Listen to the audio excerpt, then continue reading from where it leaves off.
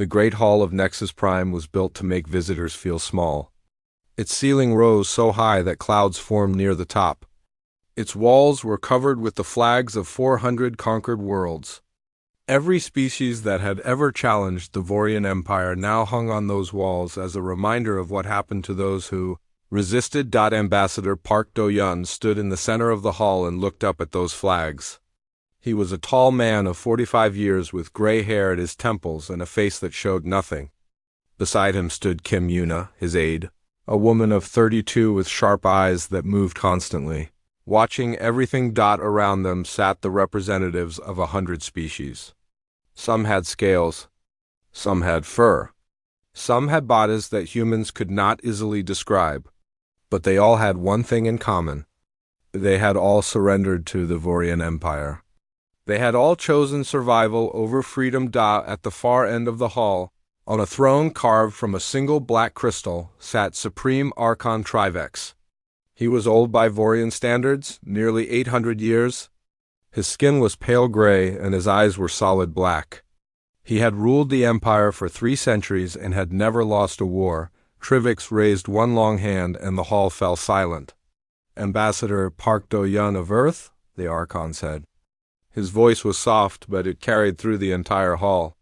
"You have been brought here to receive our terms."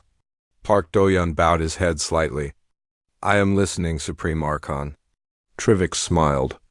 It was not a kind smile. "Your species has existed for only a short time. You have had space travel for less than 300 years. In that time, you have spread to 12 worlds. You have built a fleet of 3,000 ships. You believe yourselves to be a great power." He paused. The representatives of the other species shifted in their seats. They knew what was coming. They had all heard these words before. "The Vorian Empire has existed for 12,000 years," Trivex continued. "We have conquered 400 star systems. We command a fleet of 50,000 warships. Your 12 worlds are surrounded. Your trade routes are cut. Your allies have abandoned you." Park Do-yun said nothing. His face remained calm. "You have 72 hours to surrender unconditionally," Trivex said. "Your government will be dissolved. Your military will be disbanded. Your worlds will become provinces of the Empire. Your people will serve us." Kim Yuna felt her hands shake. She forced them to be still. She had known this was coming, but hearing the words made it real. Humanity was about to end. Not with death, but with chains. "If you do not surrender," Trivex said, "we will destroy your fleet. We will bombard your cities. We will kill as many of your people as necessary until the survivors beg for the mercy of submission." He leaned forward on his throne. "Do you understand these terms?" "I understand them," Park Do-yun said. "Do you have any response?" The ambassador was quiet for a long moment. Every eye in the Great Hall was on him. Kim Yuna wanted to scream at him to say something, to fight back, to show some sign that humanity would not go quietly into slavery. "I have a question," Park Do-yun said finally. Trivex raised what might have been an eyebrow. "Ask. In your 12,000 years of conquest," Park Do-yun said, "has any species ever refused your terms?" A murmur went through the hall. The other representatives looked at each other. Some of them seemed confused. Others seemed afraid. Trivex laughed. It was a cold sound. "Many species have refused at first. All of them changed their minds after we demonstrated our power. The mathematics of war are simple, Ambassador. Ships, weapons, resources. We have more. You have less. There is no scenario in which you win." Park Do-yun nodded slowly. "I see. And after you demonstrated your power, they all surrendered?" "Every one of them." "I will relay your terms to Earth," Park Do-yun said. He bowed again. "Is there anything else?" Trivex studied the human for a long moment. There was something in the ambassador's calm that bothered him. Every other species had shown fear at this point. They had argued or pleaded or threatened. This human simply stood there as if he were discussing the weather. "You do not seem concerned," Trivex said. "I am very concerned," Park Do-yun replied.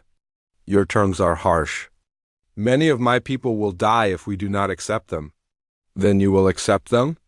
That is not my decision to make. I will relay your terms. Earth will respond. Trivix waved his hand in dismissal. Go then, you have 72 hours. Use them wisely. Park Do-yeon turned and walked toward the great doors. Kim Yuna followed him. She could feel the eyes of 100 species on her back. She kept her spine straight and her steps steady.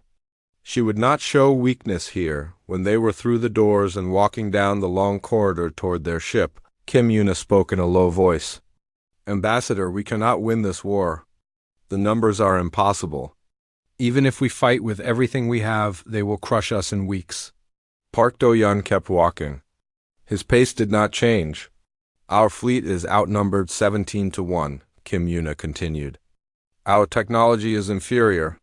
We have no allies. If we fight, we die. If we refuse to fight, we become slaves. There is no good choice here. They reached their shuttle. Park Do-yeon stopped at the door and turned to face her. For the first time, she saw something in his eyes. It was not fear. It was not anger. It was something she could not name. They studied our ships, he said quietly. They counted our weapons. They calculated our resources. He put his hand on her shoulder. But they never studied us. They have no idea what humans are. What do you mean? Park Do-yeon smiled. It was a strange smile, almost sad. The Archon asked if any species had ever refused his terms. The answer is no. For 12,000 years, every species has eventually surrendered.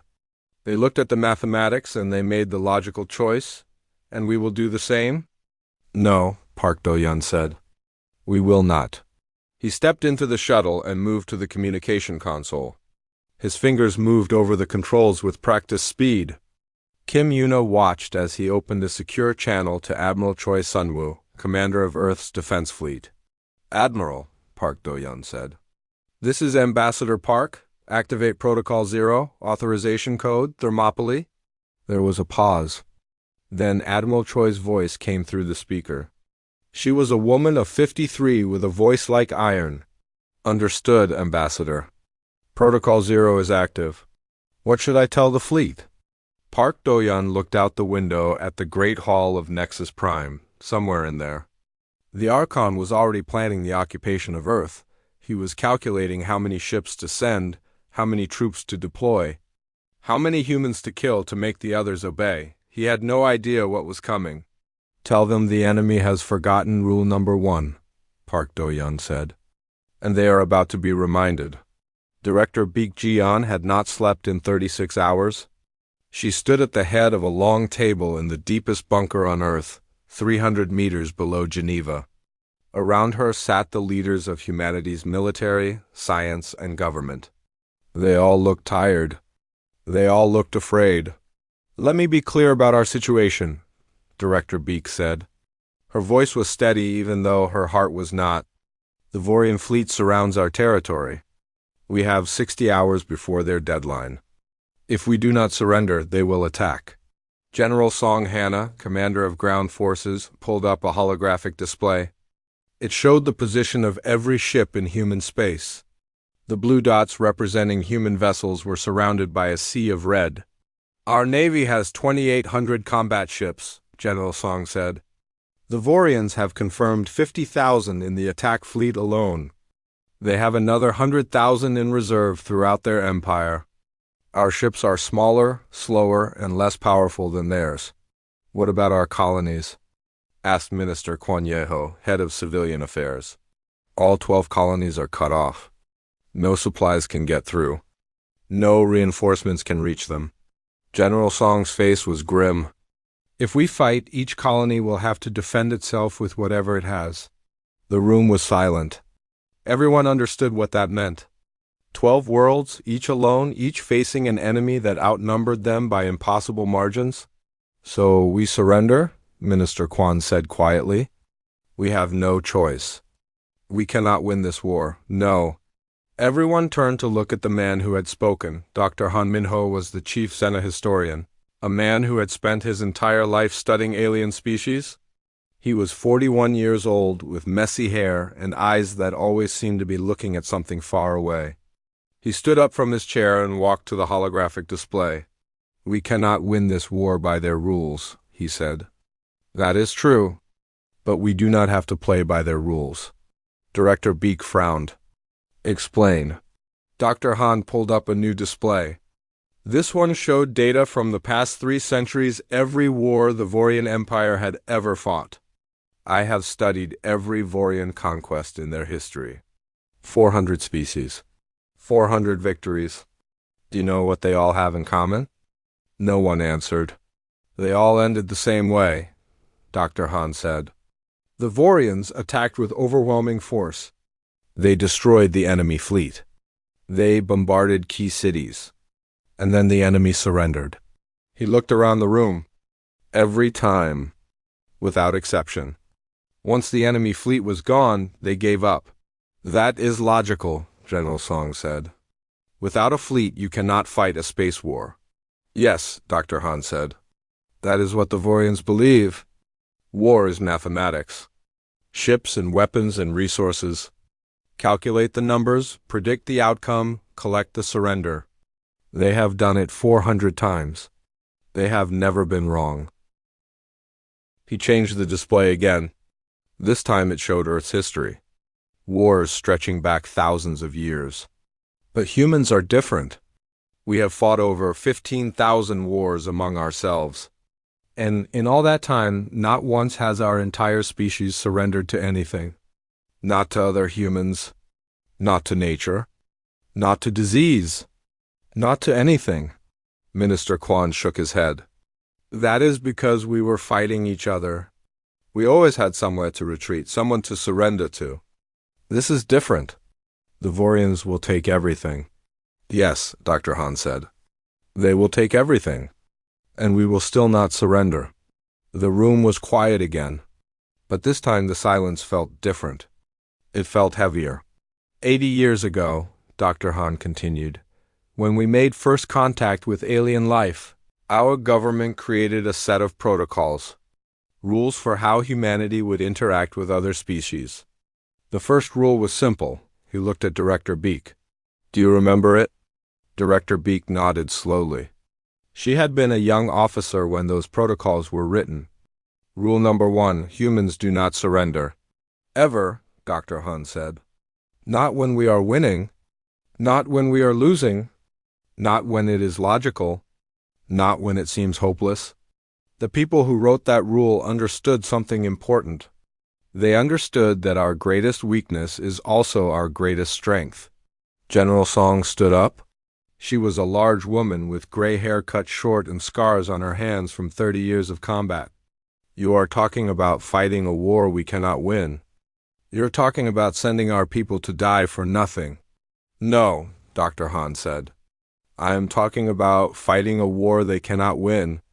The Vorians will destroy our fleet. That is certain. They will bomb our cities. They will land troops on our worlds. They will declare victory. He paused. And then the real war will begin. He pulled up images from Earth's history. Resistance fighters in mountains. Saboteurs in factories. Ordinary people hiding soldiers in their homes. Humans do not stop fighting when we lose. We do not stop fighting when it is hopeless. We keep fighting until there is no one left to fight. And then our children keep fighting. You want us to become insurgents, General Song said. Guerrilla fighters, terrorists? I want us to become ungovernable, Dr. Han said. The Vorians have never occupied a species that refused to stop fighting. They do not know how. They conquer through mathematics, but you cannot calculate resistance. You cannot predict when a factory worker will sabotage a machine. You cannot know when a child will pass a message to a fighter. You cannot stop people who have decided that some things matter more than survival. Director Beak looked around the room. She saw fear on every face. But she also saw something else. She saw anger. She saw determination. If we do this, she said, millions will die. Perhaps billions. Our civilization could be destroyed. Yes, Dr. Han said. That is possible, And if we surrender? Then we lose everything that makes us human. We become servants. Our children become servants. Their children become servants forever. Director Beak was quiet for a long moment. She thought about her daughter, who was 7 years old. She thought about the world her daughter would grow up in. A world of slavery. A world of obedience. A world where humans had forgotten how to fight, or a world of war. A world of death. A world where her daughter might not survive. Both choices were terrible, but only one of them was surrender. General Song, Director Beak said, "Activate Protocol 0, all military units. All civilian authorities, everyone." General Song nodded. Her face was hard. "Yes, Director. What message should I send?" Director Beak looked at the holographic display showing the Vorian fleet surrounding human space. 50,000 ships. Millions of soldiers. The greatest military power the galaxy had ever known. They had no idea what they were about to face. "Tell them that humanity has made its choice," Director Beak said. "We will not surrender. Not today. Not tomorrow. Not ever. Tell them to prepare for war." She turned to look at Dr. Han Minho, "and tell them to remember rule number 1. In bunkers and barracks, in ships and stations across 12 worlds and 300 years of human civilization." The message went out. People heard it in their homes and in their workplaces. They heard it in schools and hospitals. They heard it everywhere. Some of them cried. Some of them prayed. Some of them held their families close and wondered if they would survive. But not one of them asked to surrender. That was something the Vorians would never understand. The 72 hours ended at midnight.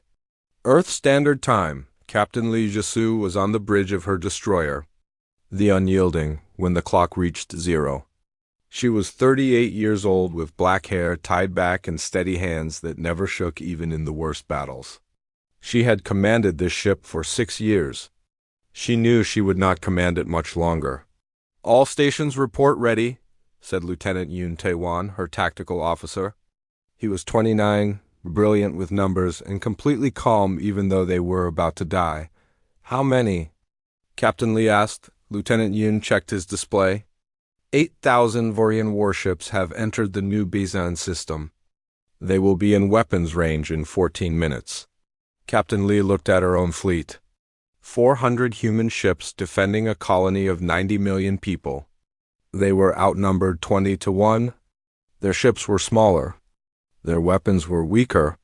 By every calculation, they would be destroyed in less than an hour. She opened a channel to her fleet.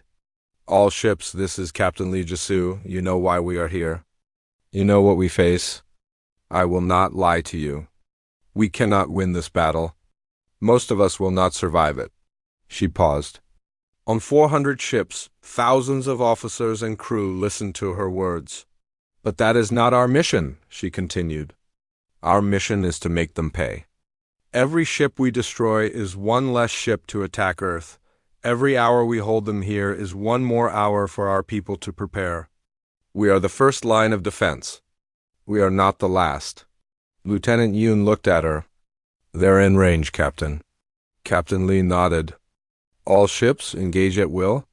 Make them remember New Bisan." The battle began. The Vorian ships came in perfect formation, thousands of vessels moving as one. They fired their weapons in coordinated volleys that lit up space like a second sun.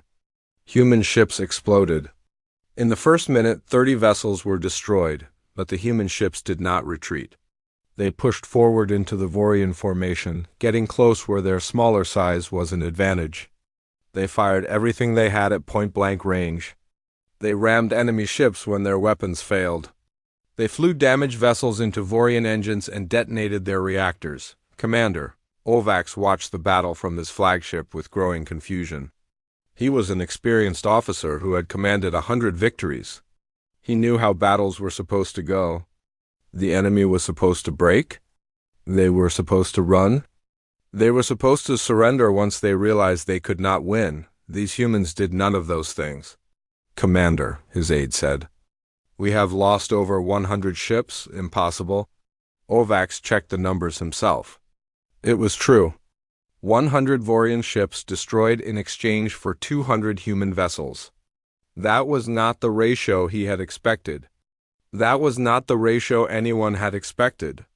They are not withdrawing, his aide said. They are not signaling surrender. They are not doing anything except attacking. Olvax watched the tactical display. A human cruiser, its engines destroyed, its hull full of holes, was using its last power to crawl toward a Vorian battleship. As he watched, the cruiser hit the battleship and both vessels exploded. "What are they doing?" His aide whispered. Orvax did not answer. He did not know. On the Unyielding, alarms were screaming. The ship had taken 3 direct hits. Half the crew was dead. The main weapons were offline. Lieutenant Yoon was bleeding from a cut on his head but still working his console. "Shields at 12%, he reported. "Engines at 30%. "We have 2 torpedo launchers still working." "That's enough," Captain Lee said. "Find me a target?" "Captain, we should withdraw." "We can't." "Find me a target, Lieutenant." Lieutenant Yoon looked at her for a long moment. Then he turned back to his console. Vorian carrier. 3,000 kilometers. "It's launching fighters." "Lock torpedoes." "Captain, we won't survive the approach." "Their point defense will." "Lock torpedoes, Lieutenant." "That's an order." Lieutenant Yoon locked the torpedoes. His hands were steady. "Ready, Captain." Captain Lee opened a channel to her crew. The few who were still alive. "All hands, this is the captain. It has been an honor to serve with you. Now let's show them what humans are made of." She pushed the engines to full. The Unyielding shot forward, straight at the Vorian carrier. Enemy fire hit them from every direction. The shields failed. The hull began to break apart. Lieutenant Yoon fired the torpedoes. Both torpedoes hit the carrier. It exploded in a ball of fire. Captain Lee had 1 second to smile. Then the Unyielding died. Across the new Bizan system, the same scene repeated hundreds of times. Human ships fighting until they were destroyed. Human crews dying without surrender. Some of them screamed. Some of them cried. But not one of them ran. The battle lasted 3 hours. Every human ship was destroyed. 90 million civilians on New Bizan waited for the Vorian troops to land. They waited for the occupation to begin, but Commander Orvax did not send troops. He sat on his bridge and looked at the numbers. He had won the battle. His fleet still had over 7,000 ships. The human defenders were gone. By every measure, this was a complete victory, but he had lost nearly 600 ships. 600 vessels destroyed by a force 1/20th his size. In his entire career, he had never suffered such losses. No Vorian commander had ever suffered such losses against such a small enemy. "Commander," his aide said quietly, "the other fleets are reporting similar results. The human colonies at Sejong and Gwangju have fallen. But our losses are double quotes." He stopped. "How many?" Orvax asked. "Across all fronts, we have lost over 3,000 ships in the first day." 3,000 ships, against an enemy with only 2,800 to begin with. The humans had lost their entire fleet, but they had taken more than they had. Orvax thought about the battles to come. There were still 3 human colonies to conquer, and then Earth itself. If every battle cost this much, if every human fought like this. He shook his head. That was not possible. The mathematics did not work. No species could sustain this kind of resistance. The humans would see that they could not win. They would surrender. They always did. His aide interrupted his thoughts. "Commander, we are receiving a transmission. It is from New Bisan. The colony? Are they surrendering?" "No, Commander.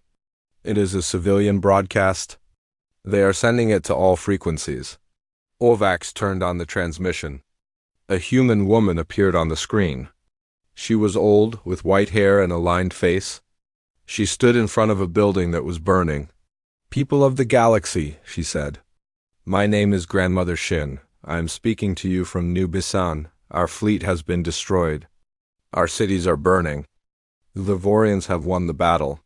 She paused. Behind her, other humans gathered, young and old. men and women, children. But we have not surrendered, Grandmother Shin continued. We will not surrender. Not today. Not ever. The Vorians will land their troops. They will occupy our world. And we will resist. Every day. Every hour. Every moment. Until they leave or until we are all dead. She looked directly into the camera. This is rule number 1. Humans do not surrender. We never have. We never will. And if you are watching this, if you are living under Vorian rule, maybe it is time for you to remember what resistance means. The transmission ended. Commander Orvac stared at the blank screen. He had won the Battle of New Bisan. His troops would land tomorrow. The occupation would begin, but for the first time in his long career. Victory did not feel like victory. It felt like the beginning of something terrible. 3 weeks after the war began. Supreme Archon Trivix sat in his private chambers and read reports from the occupied worlds. He had been reading for 6 hours. He had not eaten. He had not slept. He could not stop reading. 9 of humanity's 12 colony worlds had fallen. Earth's navy was reduced to fewer than 800 ships hiding in the asteroid belts of Sol System. By every measure that mattered, the war was over. The Vorian Empire had won. But the reports did not read like victory on New Bisan. A factory that produced weapons for the Vorian army had exploded. The official cause was equipment failure. But Vorian investigators found evidence of sabotage. 30 workers were arrested. The next day, 3 more factories exploded. On Sejong, a Vorian supply convoy was ambushed in the mountains. 200 soldiers were killed. The resistance fighters disappeared into the forest. Local humans were questioned. None of them knew anything. None of them helped. On Guangzhou, a Vorian administrator was assassinated in his office. The killer was a human secretary who had worked for him for 2 weeks. She had smiled at him every morning. She had brought him coffee. Then she had put a knife in his throat and walked out of the building. No one stopped her. No one reported her. She was never found. Every world had the same story. Explosions, ambush, assassinations, sabotage. The humans had no army left. They had no navy. They had no weapons that could challenge Vorian power, but they would not stop fighting. Trivix put down the reports and called for the human ambassador. Park Do-yun was brought to his chambers under guard. He had been a prisoner for 3 weeks, but he did not look like a prisoner. He looked like a man who was waiting for something. Sit, Trivix said. Park Do-yun sat. Your fleet is destroyed, Trivix said. Your colonies are occupied. Your people are dying by the thousands. And yet they continue to resist. Park Do-yun said nothing. Why? Trivix demanded. It is not logical. You cannot win. Every day of resistance costs more human lives. Every act of sabotage brings more punishment. If your people would simply accept their situation, the killing would stop. Park Do-yun looked at the Archon for a long moment. May I speak honestly? Yes, you have conquered 400 species, Park Do-yun said. You have ruled this galaxy for 12,000 years. But you have never understood war. Trivix felt anger rise in his chest. I have commanded more victories than any being in history. I have crushed empires. You have never fought a war, Park Do-yun interrupted. His voice was calm. You have conducted mathematics. You count ships and weapons and resources. You calculate outcomes. You apply force until the enemy surrenders. That is not war. That is accounting. The Archon's black eyes narrowed. Then what is war? War is will, Park Do-yun said. It is not about who has more ships. It is about who refuses to stop fighting. You can destroy our fleet. You can bomb our cities. You can kill millions of us. But you cannot break our will. And until you do, you have not won anything. Trivix stood up and walked to the window. Outside, the capital city of Nexus Prime stretched to the horizon. Millions of Vorians going about their lives in peace. They had never known resistance. They had never known a war that lasted. Your people are suffering, he said. I could end that suffering. I could give them peace. All they have to do is submit. You could kill all of us, Park Do-yeon said. That would end the suffering. That is not what I want. Then you have a problem.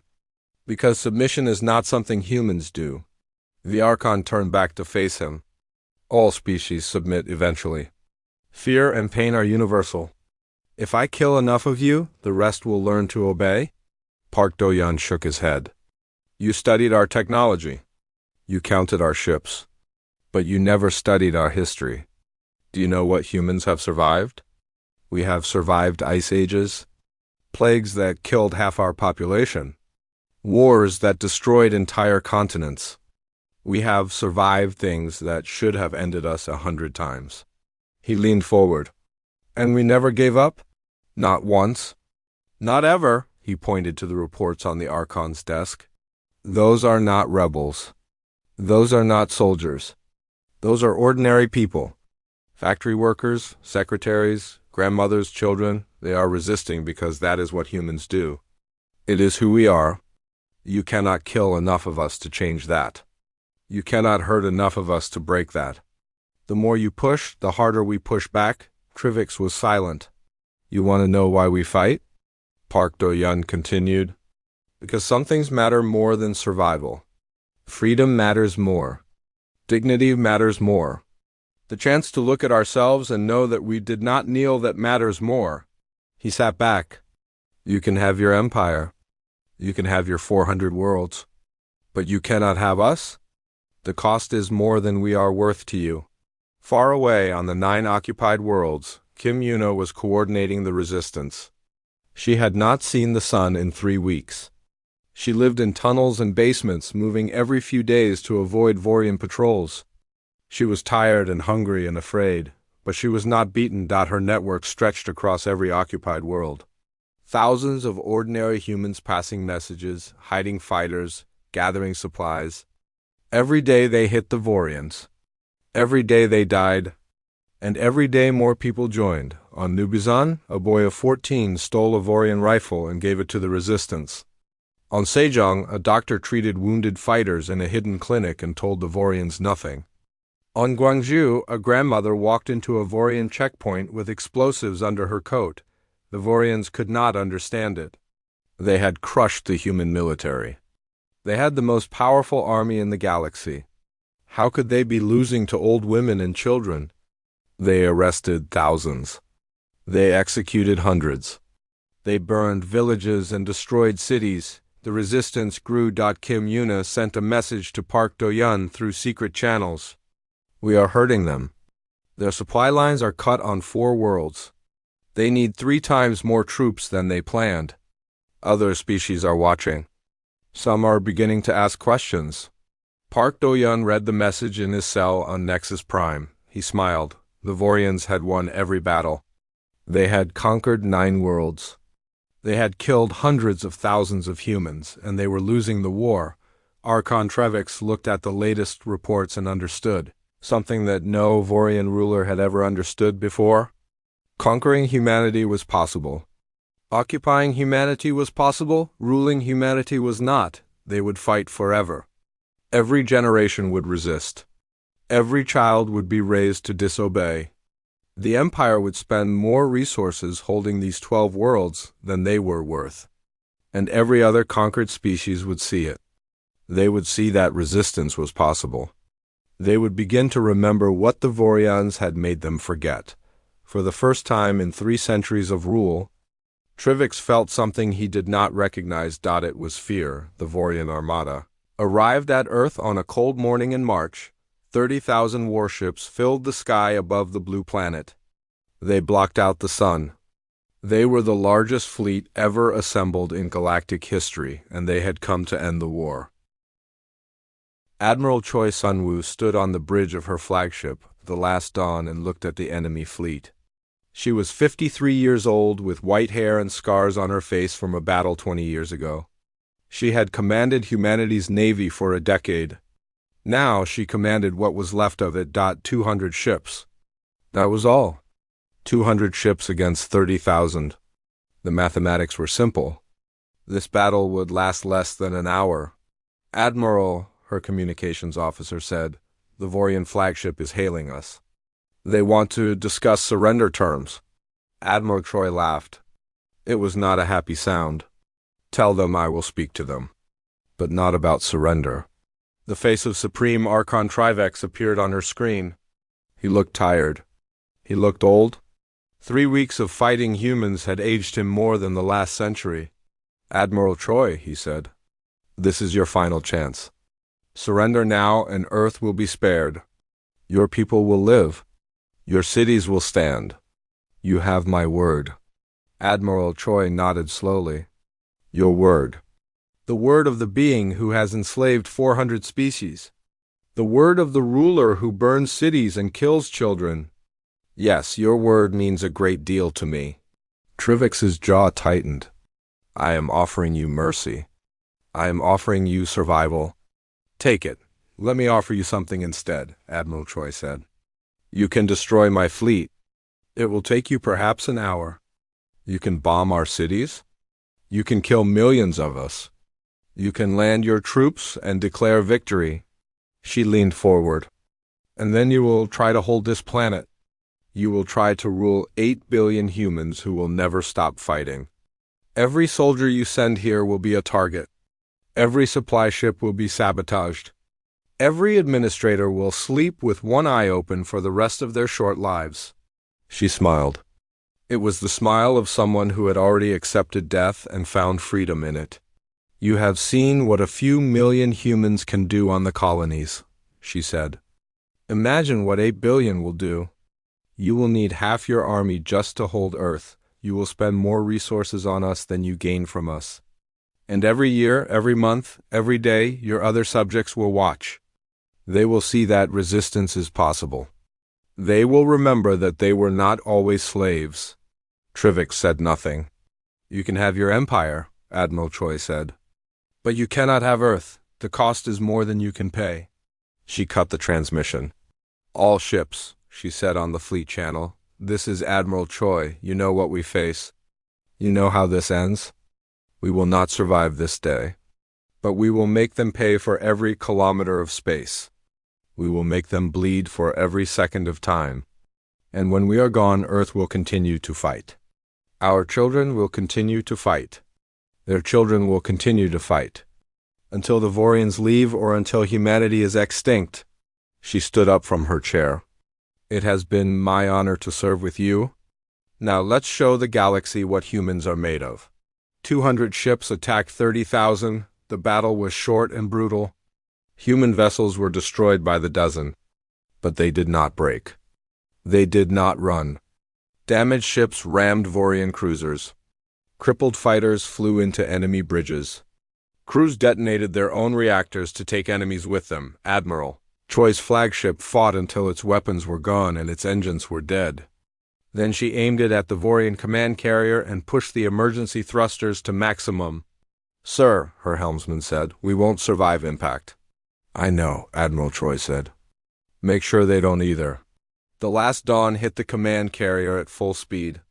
Both ships exploded in a ball of fire that could be seen from Earth's surface. The human fleet was gone. 200 ships destroyed. But they had taken over 2,000 Vorian vessels with them. 1 to 10. Against an enemy with every advantage, the Vorians had won the battle. Now they prepared to land on Earth, but Trivix hesitated. His advisors brought him the calculations. To occupy Earth, they would need 10 million troops. To hold it against resistance, they would need 50 million. To maintain supply lines while every human on the planet worked to cut them, they would need 100 ships for every one they had planned. And even then, they would not have peace. They would have war without end. War that would drain the Empire for generations. War that other species would watch and learn from. Supreme Archon, one advisor said carefully. Perhaps there is another option. Trivix looked at him. What option? We could ... withdraw, leave humanity alone. Let them have their 12 worlds. They are not worth the cost of holding them. Another advisor spoke up. We would appear weak. Other species would see that we can be resisted. It could inspire rebellions across the Empire. Other species are already seeing that we can be resisted, the first advisor replied. They are watching right now. What message do we send if we pour half our military into holding one small species? We show them that resistance works. We show them that we can be hurt. Trivix was silent for a long time. He thought about his empire. 12,000 years of conquest. 400 species brought to heel. He had never retreated. No Archon had ever retreated. But no Archon had ever faced humans. He called for the human ambassador one last time. Park Do-yeon was brought to the flagship bridge. He looked out the window at Earth below. His home, his people, still free. What do you want? Trivix asked. What we have always wanted, Park Do-yeon said. To be left alone. You can have your empire, but humanity is not part of it. And if I destroy your planet, kill all of you, then you will spend a century hunting down every human who escaped, every colony ship, every hidden base, every child born in exile, and they will all fight you. They will all resist. You will never be done with us. Park Do-yeon met the Archon's eyes. You can kill us, but you cannot defeat us. That is not something we allow. Trivix looked at this human. This small, fragile creature from a young species that had only been in space for 3 centuries. By every measure, humanity should have been crushed in days. They should have surrendered like all the others, but they had not. And they never would. Go, Trivix said. Take your people. Have your worlds. But stay in your territory. Do not expand. Do not challenge us. Live quietly, and we will leave you alone. Park Do-yeon bowed his head. That is acceptable. The Vorian fleet withdrew from Earth, 30,000 ships turning away from a planet they could have destroyed. It was the first retreat in the Empire's history. On Earth, people looked up at the sky and watched the enemy leave. They did not cheer. Too many had died. Too many were still dying on the occupied colonies, where the liberation would take months. But they did not surrender. They had never surrendered, and they had won 10 years later. Ambassador Park Do-yeon, now an old man, stood before the Galactic Council one final time. Representatives of 100 species watched him. The same species that had sat silent when the Archon threatened humanity. The same species that had given up their freedom centuries ago. We are not special, Park Do-yeon said. Humans are not stronger than you. We are not smarter. We are not braver. We simply made a choice. We decided that some things matter more than survival. Freedom matters more. Dignity matters more. The right to stand up and say no matters more. He looked at the flags on the walls. 400 conquered worlds. 400 species that had surrendered. You made a different choice, he said. You chose survival. And I understand that. Survival is precious. Life is precious. But let me ask you something. Are you truly alive? Or are you just existing? Is there anything you would fight for? Anything you would die for? Anything that matters more than another day of breathing? The hall was silent. We humans have fought over 15,000 wars among ourselves, Park Do-yeon said. We have killed each other over land and resources and ideas and pride. We are violent and chaotic and often very foolish. But we have never been slaves. We have never knelt to anyone. And we never will. He turned to leave, then stopped. If you have forgotten what that feels like, he said, maybe it is time to remember. He walked out of the great hall.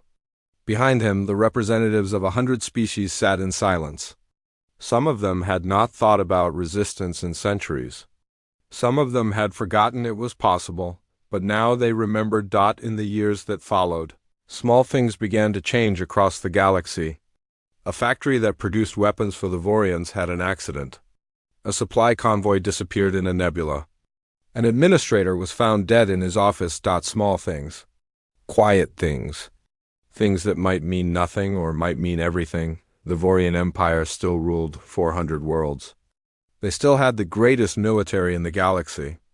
They were still the most powerful force in known space, but for the first time in 12,000 years, they were afraid, because they had learned rule number 1. And they knew that humans were not the only ones who could remember it.